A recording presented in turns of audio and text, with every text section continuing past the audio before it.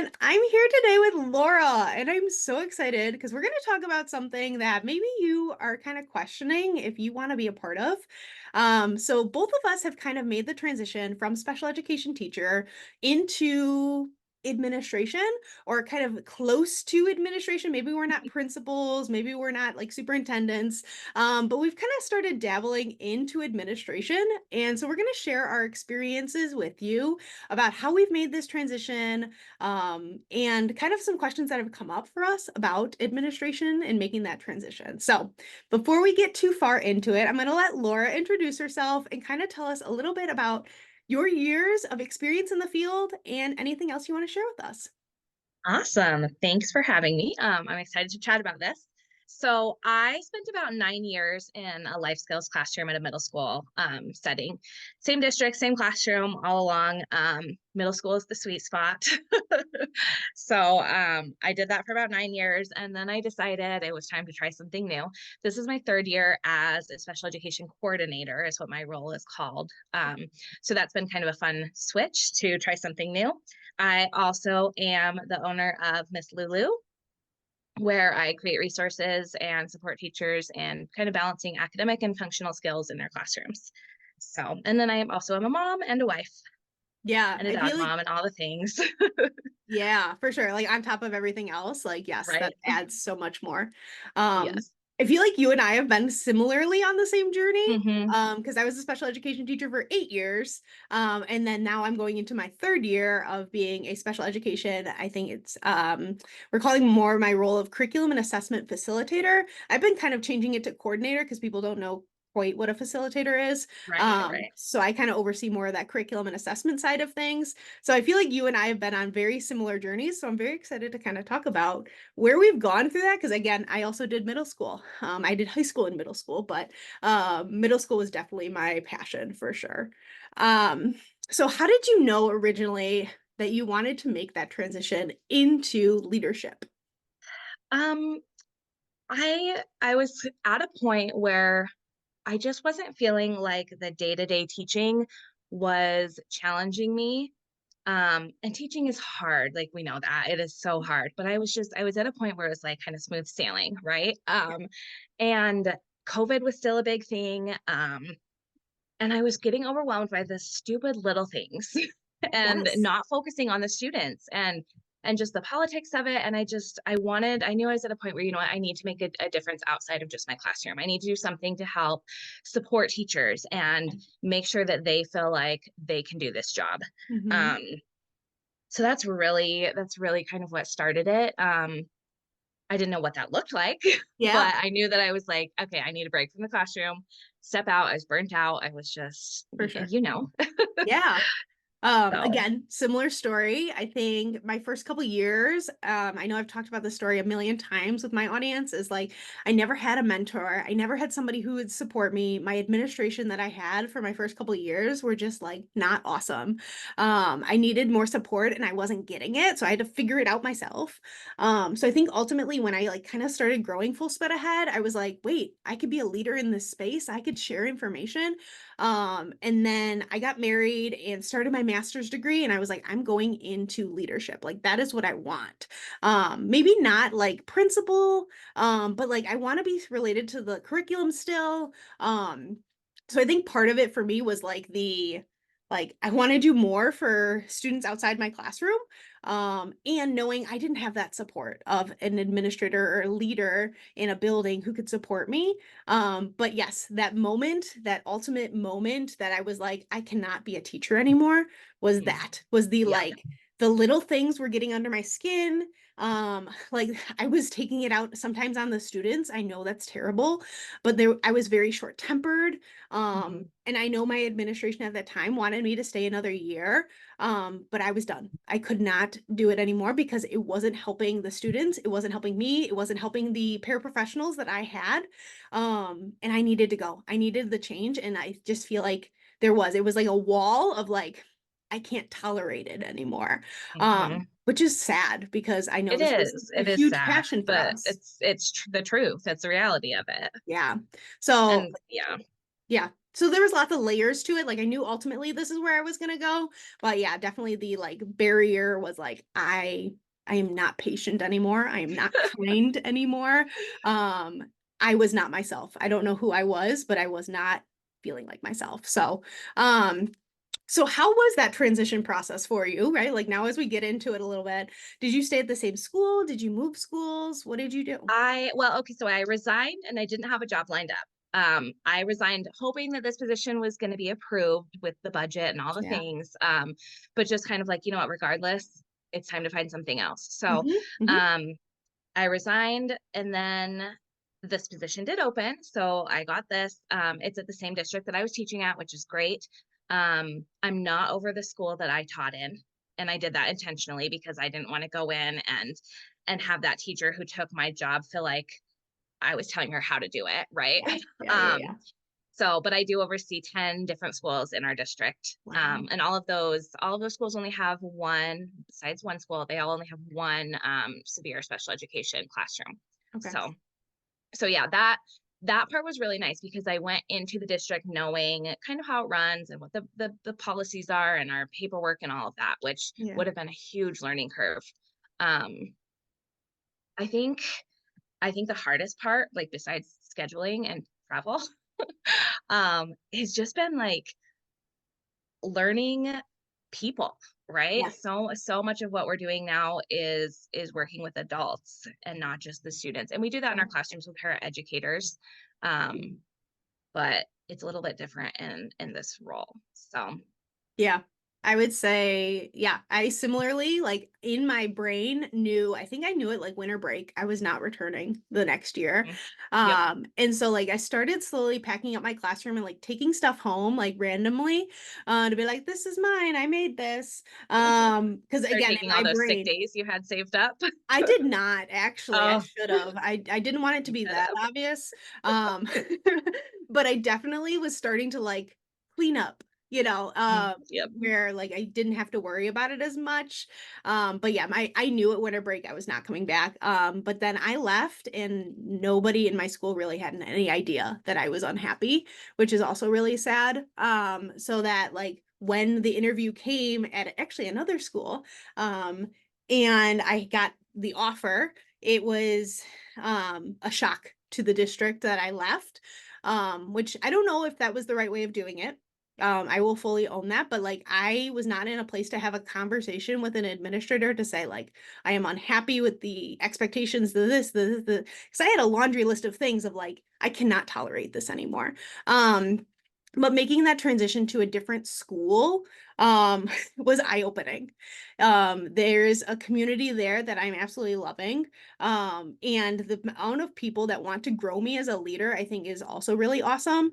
And I knew that even in my interview, that I could tell that they like cared about leaders and cared about growing them. So that transition to the new school, I would say the biggest adjustment that I needed to make was related to like, again, the people, getting to be an outside person coming into the school, not familiar with them, and learning all the things. So I would say now going into my third year, I feel more comfortable than I did my first year. But I would say that was my biggest adjustment. Do you have any other like big adjustments that you had to make? I think another big adjustment for me has just been really coaching teachers and not, I mean, I'm not in a role right now where I'm evaluative and I don't think I ever want to be. Like I Yeah, don't have any desire to be a principal. yeah. But coming in and taking their perspective and not just telling them how to do it. Hmm. That can be hard for us because we're teachers, right? We want Hmm. to teach them what to do and this is how you do it. Yeah. But there's not just one way to do something. So just kind of figuring out how does this person learn and how can I support them without doing it for them? Yeah, I know I've adjusted to a lot of Elena Aguilar's ways of doing things. I've listened to her Mhm. podcast. I've read mostly all her books. I am in her coaching, like transformational coaching group. So like I am learning all of these things about, yes, supporting teachers, supporting people, meeting them where they're at. Not always wanting to solve the problem. Hi, that's me. Yep, So yep. that's also really hard of making sure that like I'm leading them to it or like trying to get them to find their own solution without solving it for them. So, Right. um, Well, and so that was a big I think adjustment. it's a little bit frustrating, especially after a couple of years getting into it. You can't make them do it. And so Mhm. we can lead them to it and we can give them the tools and the resources, but ultimately it's their decision. And for me as like a control freak a little bit, that's Mhm. hard sometimes to Yeah. be like, okay, I'm giving you what you need. You've got this. And then just stepping back and they get to make that choice of whether they're going to implement it or not. So Yeah, the amount of it's an times adjustment. yeah, the amount of times it's like a "we do," right? Or like "I do," "we do," "you do," right? Like, Yep. and then they like Yep. get to the "we do" or "you do" part and it's like, "Huh, like I gave you the template, do it." Like, and it's just not executed. Yep. But again, you just like can't harp on that too much. Like you can lead them Right. only as far, but then they have to kind of continue to follow through. So what are some of the other responsibilities of your current role? Like what do you need to do? So I kind of have two main roles, I feel like, in this job. I have the coordinator side, and that's really where, I'm responsible for training, for compliance Yeah. things, the file audits, the legal side of it. Mhm. And that has been so interesting to learn the why, because I don't think as teachers we get enough of the why. Mhm. Um, we just get told this is what you need to do. Yeah. So it's been really interesting to learn the compliance side and the reasons behind why we do what we do. I serve as LEA and the majority of our teachers' IEP meetings. Um, and then the second role would be the coaching side. So our provisional teachers go through a 3-year program, and I go in and support and observe and help them pass out their competencies Mhm. that they're required to do. So, and then after that, after your provisional years, I'm kind of like an on-call coach. Mhm. Whatever you feel like you need when you need support academically or with behavior or whatever it is, I Yeah. go in and help. It's kind of you take the lead and you call me when you need me. Yeah, for sure. We have an instructional coach at our school who does a lot of the coaching, but we definitely bounce a lot of ideas off of each other to kind of just keep everything moving and keep on the same page with each other. She's like my right hand man. I love her. And some of the responsibilities I have are the state assessments. So I manage and Yes. schedule all of my state assessments and to make sure we have all of our books and binders. So that was like a brand new role for me, to kind of like keep that all organized and going and deadlines and like trainings that need to be attended and things like that. So, and I would say the other big role is just supporting the teachers' professional development, supporting in the classrooms when the teacher is out. I do a little bit of subbing, lesson plan creation if a teacher needs help with that. Kind of helping talk through IEP goals. So there's lots of like miscellaneous things that I feel like I do. Mhm. But it does sound like we have some similar jobs. I don't do the IEP side of things, but it's very similar kind of different components of it. Yeah, I definitely enjoy the coaching side much more than the compliance side, I'll tell you that. Definitely. No, I agree. I like the supporting teachers more than the assessment side of things. Yes, for Mhm. sure. Um, Yeah. what do you wish people knew about being a school leader? So many things. Right, But right. it's in the same, like, whatever role you're in, right? I wish people knew Yeah, this about being a teacher.